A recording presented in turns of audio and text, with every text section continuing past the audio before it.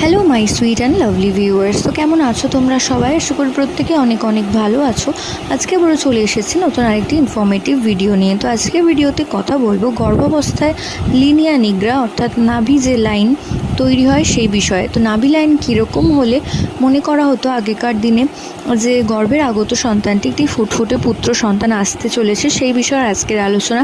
চ্যানেলে যদি নতুন হয়ে থাকেন অবশ্যই চ্যানেলটিকে ছোট্ট করে একটি সাবস্ক্রাইব করে চ্যানেলের পাশে থাকবেন এবং পাশে থাকা বেল আইকনটি প্রেস করে রাখবেন। এতে করে কিন্তু ভিডিও আপলোডিংয়ের সাথে সাথে আপনারা নোটিফিকেশন পেতে থাকবেন। তো থ্রু আউট প্রেগনেন্সিতে যদি দেখেন নাভি লাইন অর্থাৎ লিনিয়া নিগ্রা কিছুটা একদম দুটি বক্ষের মাঝ বরাবর থেকে নাভির তলা পর্যন্ত সোজা বা একটু ব্যাঁকাভাবে গিয়েছে, তো সেক্ষেত্রে আপনারা ধারণা করতে পারেন যে গর্ভের আগত সন্তানটি একটি ফুটফুটে পুত্র সন্তান আসতে চলেছে। তো এর সাথে সায়েন্টিফিক কোনো মিল নেই, এটা শুধুমাত্র আগেকার দিনে মা কাকি